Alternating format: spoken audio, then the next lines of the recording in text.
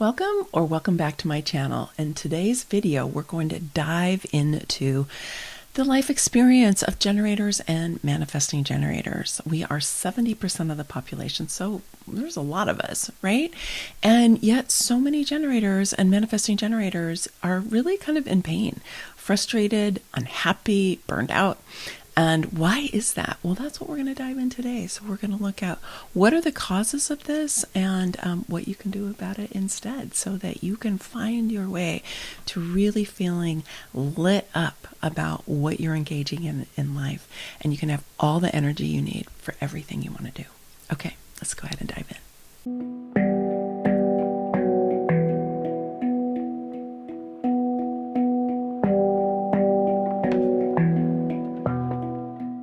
So we generators and manifesting generators are about 70% of the population. And in traditional human design, we're characterized as being built for and designed for work and sex. And that's because we have the defined sacral, which is the red square down towards the bottom of the chart when it's colored in. And it is the center for life force energy. And it is the most powerful engine in the chart. And so, yeah, we have a lot of life force energy. And life force energy does give us the ability to engage in work and to engage in sex, because life force energy is sexual energy as well. And so there is a truth to that, but it's kind of reductionist, isn't it? You know, here you are designed for work and sex, right? And I think a lot of us end up feeling like, what, are we just the drones? We're the workers of the world. We're the ones who are just supposed to follow instructions and be told what to do. Well, yeah. And if you think about this, the way that traditional human design talks about it is that the manifestors were really the leaders in kind of the old world, right? You know, they were more authoritarian. They were the ones who were really kind of on that leading edge and getting everybody behind them to do what it was that they decided they wanted to do. And a lot of times that was married with some form of violence, coercion, you know, the ability to make people do things, right? Not a really super enlightened or certainly compassionate or caring way of being, for sure. And then now, as we're evolving, both as a species and in human design, the idea is the projectors are going to come in to be the leaders who are going to tell us generators what to do. They are our guides going forward. And I think there is some truth to that. But all of this is a little bit looking at kind of a hierarchical way of thinking about things, right? So 70% of us are generators. 70%, that's the vast majority of humanity are generators, right? Projectors are 20%, and then manifestors are about 8 to 9%, and then the reflectors are about 1%. And so we are the mass majority of people, but that doesn't mean that we're the cattle or the sheep or the ones who are just supposed to be, you know, following other people's instructions, like the manifestors or the projectors. I actually find that a little irritating when I hear that, because I'm perfectly capable of running my own life, and so are you as a generator, okay? Now, that doesn't mean that you might not benefit from having some guidance from either manifestors or projectors. I mean, that may be true for you. I haven't really had that be true for me in my life, but I don't feel diminished by that, right? I don't feel like, oh no, I haven't had a projector who's been around to tell me what to do. Mike, that hasn't been my experience. I don't know if that's been your experience. So what I want to do is just kind of trouble this whole kind of traditional human design way of thinking about who gets to be in charge and who gets to dictate things. Because to me, this is a little too much like the old story of, a small portion of the population are the ones who tell the big portion of the population, who they should be, what they should do, and where they should spend their precious life force energy. And the narrative runs really deep in our psyches that somehow there are just a few leaders. There's just a few people in power who are the ones who are like pulling the strings and are really in charge of everything, right? That whole notion is really deep in our psyches. And it makes sense. I mean, after all, we've lived in a world where, that's been true to some extent for a long time. But I want to just say that we want to break that apart, because if you've been feeling at all like being a drone or grunt, or you're here to do the heavy lifting, you're not here to initiate things, you're not here to make things happen, because many times that translates into feeling like you're not important, like you don't matter, that you're just here to carry out the things that other people bid you to do, that your contributions aren't important, and that you're replaceable, right? And there are certainly many structures, social structures, organizations that transmit this message to us, right? Some of it's really overt and some of it's more subtle. But this can lead us to feeling like exploited, disrespected, and unseen and unheard for our contributions, for what it is that we really bring to the table. And then this can foster a lack of self-worth, especially for women and people of color, a lack of confidence, a sense that, life is kind of out of your control. It's kind of, the forces of control are out there. And this can ultimately lead to victim consciousness, like we're at the mercy of outside forces. And this is a paradigm that we are evolving out of, and we really want to excise it from deep inside of our psyches. So these messages come to us from the overculture, which frankly doesn't appreciate your contributions and will exploit you and your energy if it can, right? And so if you've been feeling that way, I just want you to know you're not alone, and it's also not necessary. There was a guy who commented on one of my YouTube videos where he was talking about, his commenting on one of my YouTube videos, and he was just saying how frustrated he is because whenever he's in a job, and this has happened to him in multiple times into multiple jobs, he's given extra work because he's fast, because he's a manifesting generator, right? So he's faster than other people, and he has more energy. So he can do more and he can do it faster, but he doesn't get paid anymore for it. He doesn't really get acknowledged for it. He's not really recognized, right? Which is what would really be appropriate in my mind, right? Somebody who has that ability to be so productive should be rewarded for that, not just for the time that they're there, right? So generators and manifesting generators can get really frustrated and really burned out because we generally do have the energy to keep going. That sacral does help us keep going. And that's a huge blessing on the one hand, right? But the shadow side of it, the pitfall is that we can keep going when we're not really all that happy, we're not really all that engaged, but we've got the energy, so we just kind of keep going. And if your conditioning has told you that this is just how life is, that this is just the way that things are, you go to work, you kind of zip up your suit or whatever the clothing and the identity that it is that you have to go to work, and you just do whatever it is you need to do so that then you can have your life when you leave later. Right? That's something that a lot of people believe, and they live so much of their lives just kind of, droning through things. And if you're lucky, you're doing something creative and you're doing something that feels meaningful, right? But there still can be this sense of being used, right? A sense of being used. And even generators and manifesting generators can burn out when they are forcing themselves over time to keep doing things that are not really in alignment for them, that just aren't something that really lights them up, that doesn't give them energy. Even we can be drained. I know I've burned out more than once. Some of that was from over-initiating. Some of it was from staying in things for too long because I had the energy to stay in it, but not really getting that clue earlier, like, you're kind of done with this. You should move on. You learned what you needed to learn in that endeavor, and you should move on. Like, I wasn't really attuned to that because I had the energy to kind of keep on going, right? So this can lead to definitely feeling tired, being discouraged, being frustrated, confused, being dissatisfied, and even getting really unhappy. And this arises from us pursuing a path that we were taught would make us happy, how we would be able to make a place for ourselves in the world, right? Go to school, get a job, find a partner, have a family, have some kids, save some money, buy a house if you can, get a car, like all of that. Like, we've been told that's the path that was going to lead us to happiness.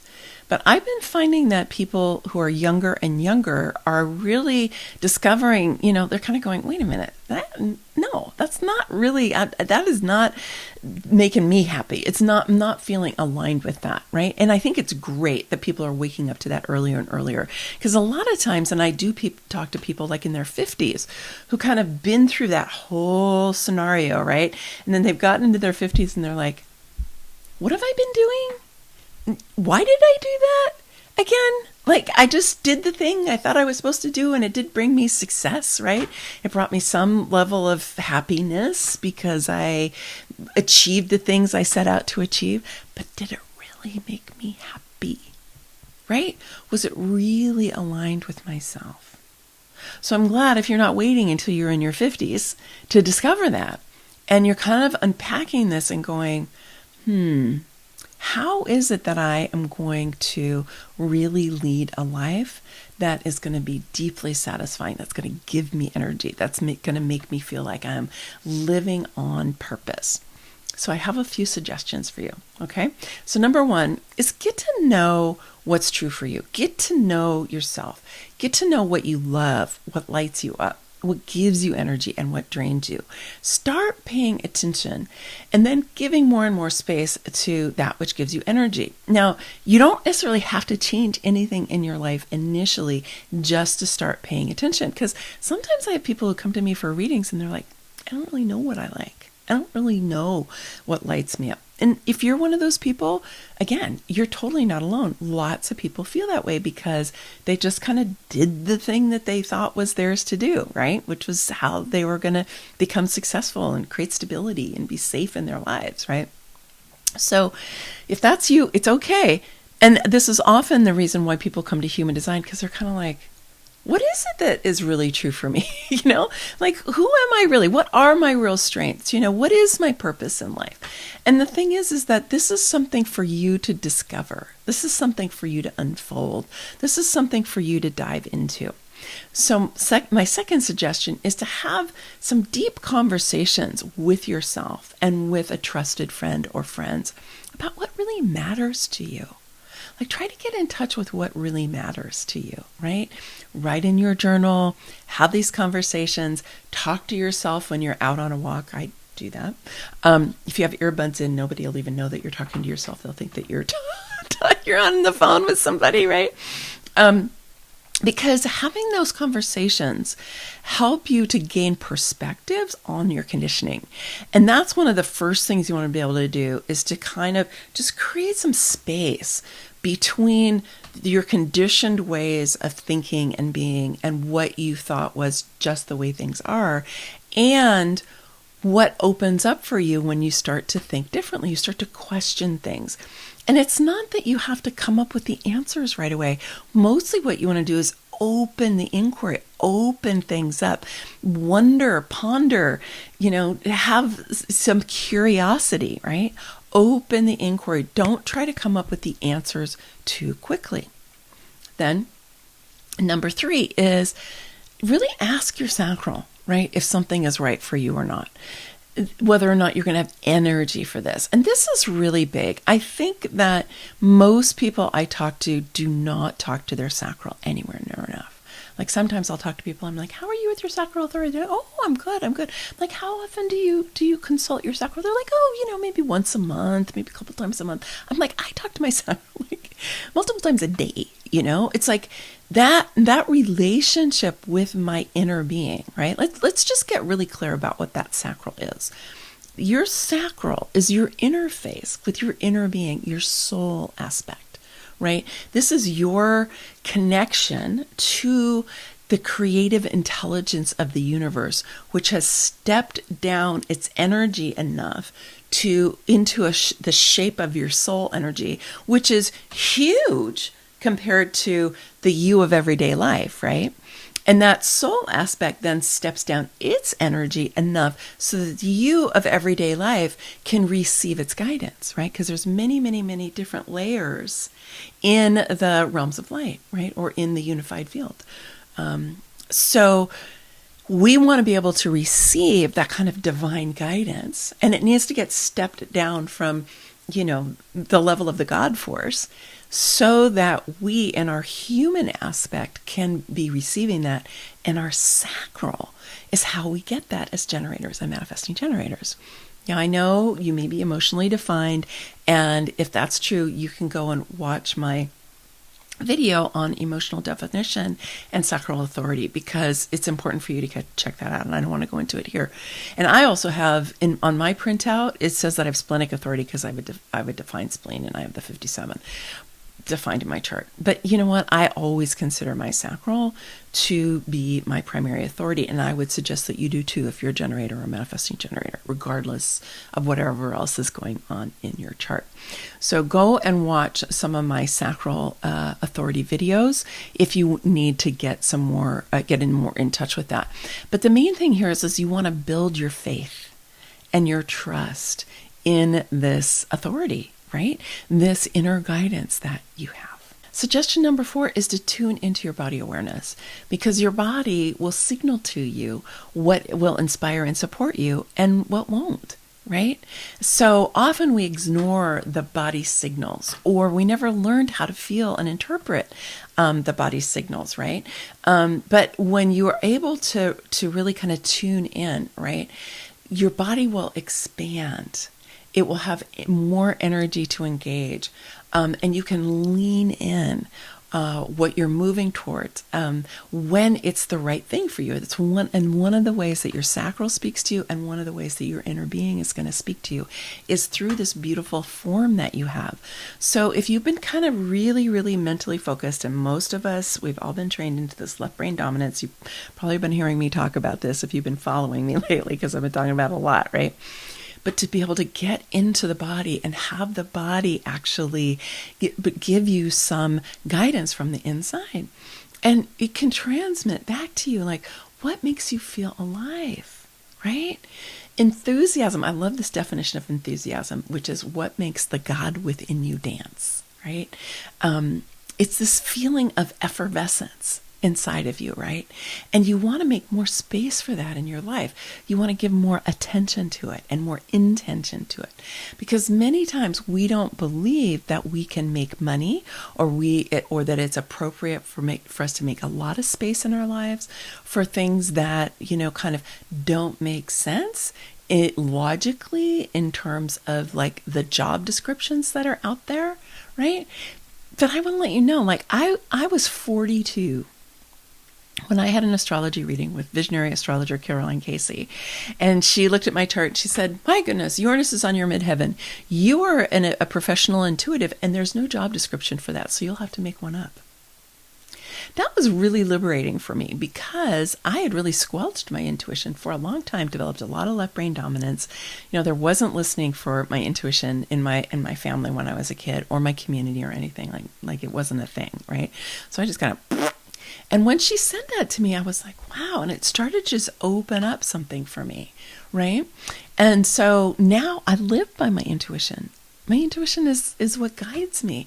And I feel very alive in my life. It is what basically directs me, right? And so when you're in touch with what lights you up, you'll have incredible amounts of energy to engage with whatever it is that is, right?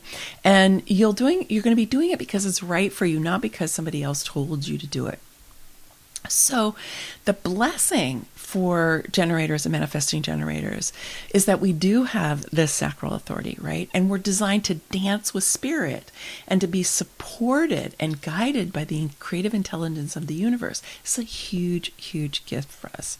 So my recommendation is that you establish a really reliable and trustworthy relationship with the source of inner guidance, and that you keep asking. You ask all the time, and then you see what you get to respond to, right? Using your sacral authority. Because this will help you to step off that hamster wheel of the overculture. Stop trying to run faster and faster and faster to keep up with whatever it is the overculture tells you should be doing, right? Who you should be, what you should want, right? Unleash yourself from the mantra to buy, buy, buy, consume, consume, consume. It's just exhausting, and it's not true, right? And when you do, this will help release you from the pain, the frustration, the resentment. Generators, manifesting generators absolutely get resentful by tuning inside rather than looking outward for direction. So stop trying to fit in to things that don't have your best interests at heart, right? Do what inspires you. Do what uplifts you. Do what gives you energy, okay? And you're going to have to do some deconditioning in order to do that. I mean, chances are, if you're like the rest of us, you will. I know I've had to do a ton of deconditioning in my life in order to get that really reliable and consistent relationship with my sacral authority. And this is why I do Kundalini yoga every day. This is why I provide Kundalini yoga to participants in my programs and my clients, and why I have videos here on YouTube for you to help you to decondition. This is why I also do intentional creativity, which is what these paintings are all about, and what I was talking about in the Unleash Yourself intensive that we did a couple of weeks ago. And so, there's lots of different ways to decondition. And if you would like my support, and if you would like the camaraderie and the support of a dynamic and committed, inquisitive and playful group of human design devotees, I invite you to come and join us for our Embody Your Human Design program, which is just starting right around now, and you do still have time to join us. And I'd love to journey with you if you're ready, and you're ready to upgrade your life. You're ready to unleash yourself from limiting and inhibiting conditioning, and ready and desiring and willing to commit to do the things that you need to do to awaken and activate and explore and embody the truth of who you are, your true strengths, your true desires, the things that are coming from your inside. Because when you do that, okay, that pain that you've been feeling, that frustration, that resentment, that confusion, that overwhelm, all of that's going to fade into the past. And eventually you'll wonder why you spent all that time being frustrated and dissatisfied. Okay, well, I hope you'll join us. I would love to journey with you. So go ahead and check it out. The description is down below. And hopefully I'll see you then. All right, many blessings, much love. Bye for now.